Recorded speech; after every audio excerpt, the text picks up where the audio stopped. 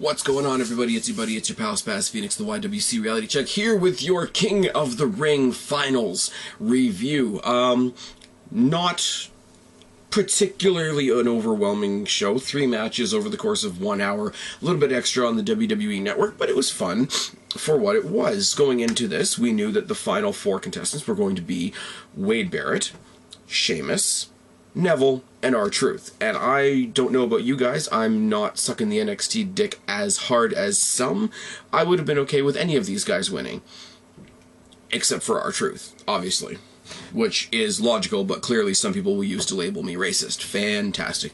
So we start off, quite simply, with the same video package that we saw on Raw, of all the former King of the Ring winners, from Owen Hart to Triple H to Macho Man to Harley Race to Brock Lesnar, Edge, etc., etc., etc. It's good. And of course, we start off the show with a welcome from Jerry the King Lawler. It's fine.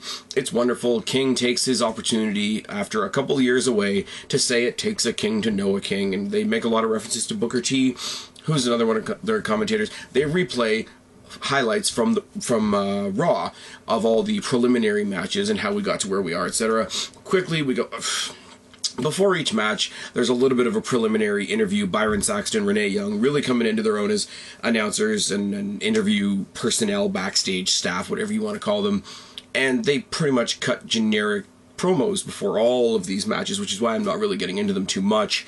But it is what it is. You know, I'm going to win, and I'm going to be the king. And, you know, R-Truth is the only American in the bunch, so yeah, there's that as well.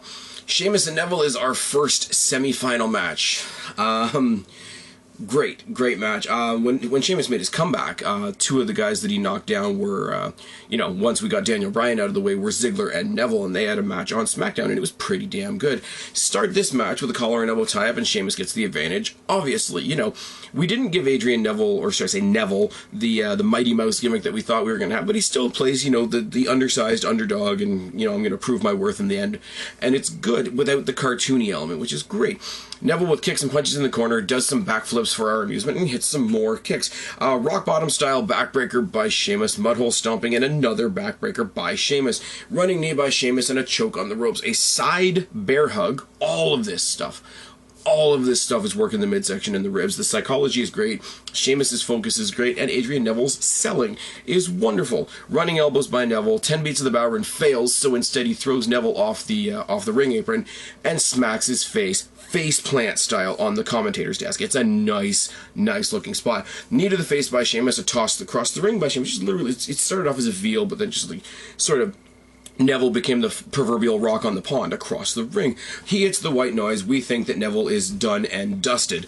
But Ziggler comes out. He provides the distraction. He replays beating Sheamus at Extreme Rules, which gives Neville an opportunity to hit a pendulum kick from the outside to set up for the Red Arrow, and Neville wins. Neville goes on to the final. Ziggler gets on the microphone, cuts a promo about how he said, you were supposed to kiss my ass at Extreme Rules, and I'm here to collect.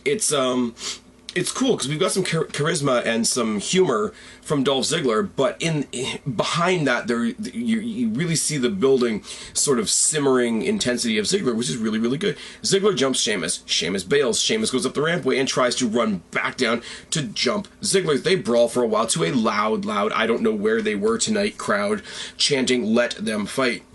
They do these very, very stereotypical, multi-referee pull-apart thing, and Sheamus, above his eye, is busted the fuck open, or he's done a really good blade job, or he's done a really good, fake blood spot, but his whole one side, especially because he's pale, I'm sorry, I hate to be that guy, but especially because he's pale, basically one side of his face being completely crimson red is a nice looking image. I'm guessing that this is one of the reasons they did it on the network instead of on Raw, because Raw, PG, Raw, I guess they could get away with this on the WWE network, because some of the network programming isn't necessarily PG, so they did it there.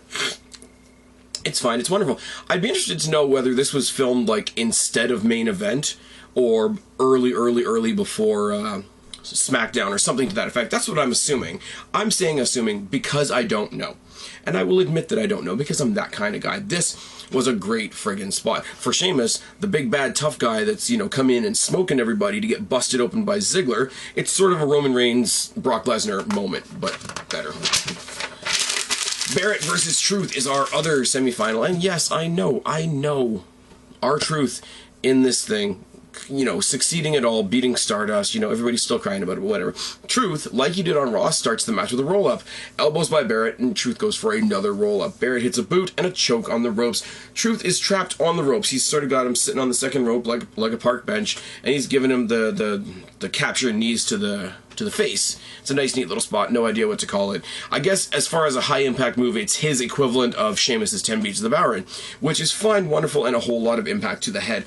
Barrett, speaking of the head, Barrett rides a headlock for a long time. A boot and a clothesline twice by Truth. Front suplex into a facebuster by Truth, and a spinning leg lariat by Truth. Corkscrew crossbody by Truth, but Barrett recovers, hits the winds of change. Mudhole stomping in the corner by Barrett. The little Jimmy misses. Barrett rakes the eyes, hits a bullhammer, and he is your other finalist. We go to the back. We hear from Dolph Ziggler. We hear, basically, to sum it all up, nice and neat. I'm not going to make him kiss my ass. I'm just going to kick his. You know, this is only the beginning. I'm going to deal with Sheamus. He's a bully. Roddy Roddy Raw. It's good. I say Roddy Roddy Raw because on the one hand, it is a very typical babyface, I'm not going to stand for this, I'm going to stand up for people that can't stand up for themselves promo. But on the other side of the coin, as I said earlier, you're getting a lot of overdue intensity, excuse me, from Dolph Ziggler, which is really, really good. I'm guessing, you know, I half expected in this promo he was going to challenge Sheamus to a match at Payback, but that's going to come somewhere down the line, I'm sure. Neville versus Barrett in the Battle of England, as it's called by JBL on commentary. Barrett stalls outside for a long time, talking about how he just finished a match and it's unfair that he should have to fight again right away, which is a really neat point. Kicks and boots in the corner by Barrett. Head scissor and multiple kicks by Neville. Clothesline out of the ring by Barrett. Slam on the floor by Barrett, and then runs Neville's ribs that were worked on in the previous match. Psychology, wonderful. Into the apron, working over the midsection.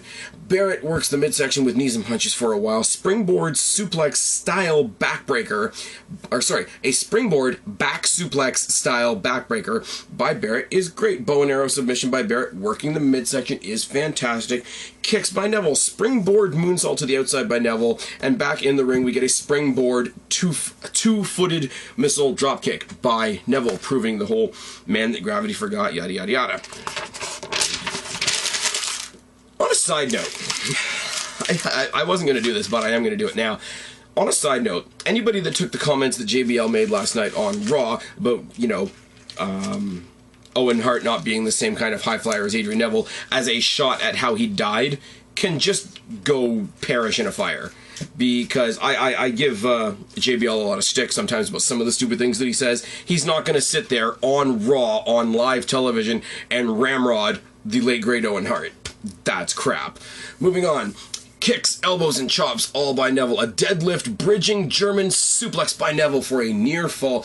Winds of change by Barrett, wasteland by Barrett, enziguri by Neville. Neville misses the red arrow, recovers, rebounds off the ropes, goes back towards Barrett to try something else, but whatever that something else is met with a bullhammer, and Barrett wins. The crowd, and me, I will admit, quite deflated by Wade Barrett's victory, but then I thought, yeah, badass, bad news Barrett as the King of the Ring. This could be really, really good. He takes a long time to soak it in, all the boos. They replay all of Adrian Neville's highlights from this match a lot. They replay the bullhammer that won Barrett the match like twice. So really, this is a showcase for Adrian Neville. But Wade Barrett goes up the rampway, gets the cape, gets the scepter, gets the crown, sits on the throne, you know, as the big I am, gets interviewed by Jerry the King Lawler and says, you know, the age of Barrett has arrived and I'm going to rule my kingdom with an iron fist and a bullhammer. Guys, you know what? We haven't had the King of the Ring in a couple years. It should be a pay-per-view. Not gonna lie, I have a fan interaction, actually, that's gonna touch on that coming this Friday. But for a nice, neat little extra for the WWE Network, which is available to everybody right now for $9.99, this wasn't a bad little thing. It's unfortunate that so close to WrestleMania we got a very, very similar televised tournament from NXT, so it doesn't quite feel as unique as it could. But this was still an amazing thing. Sheamus, who's come back as this brand new badass heel, got to showcase himself, got to stand toe-to-toe with Ziggler even after a busted eye. Ziggler got to progress their story. R-Truth got to provide us with some comedy. Neville got to showcase what he can do. And Bad News Barrett, who desperately needs something else in his character, got to hold the title of King of the Ring. Everybody wins. And if you can't appreciate any of that, okay, there was no Roman Reigns, there was no Big Show, there was no Kane, there was no Randy Orton, there was no John Cena, there was no Naomi, thank God. Other than the 3 matches, there was one little bit of storytelling, there was one little bit of skit, I guess you could say, and that was between Sheamus and Ziggler, which is going to go forward to something fantastic at Payback. This was a great little, as I say, I don't know what to call it, because it wasn't a pay-per-view and it wasn't a weekly show. It was an extra little spectacle for those of us riding the WWE Network train, and it was fun. It was good. If they make this a yearly thing, I would hope they expand the brackets out, make it last a little bit longer, and have maybe the last 6 or 8 matches on a network special. But this was a great little start, and if they do this again, I will be quite excited, and I will accept it happily. Anyways, that's about all I have to say about it. There's not much to say. It's a 1-hour show with only 3 matches, but yeah, I told you guys I would finish off the story that they started on Raw, and I did, and I like the ending. I don't mind it whatsoever. NXT fans are crying right now, but let's not forget that the first real winner of NXT was Bad News Barrett, and he is now your 2015 King of the Ring. I've been Spaz, your YWC Reality Check. Subscribe up there, talk down there, start a conversation, keep all these conversations going. Don't be a stranger. I'll talk to each and every last one of you later, but for right now, I am tagging out. Bye, guys. Like me, don't apologize. They can hold you down. You were born to rise. It's our time now to come out. If you're a freak like me.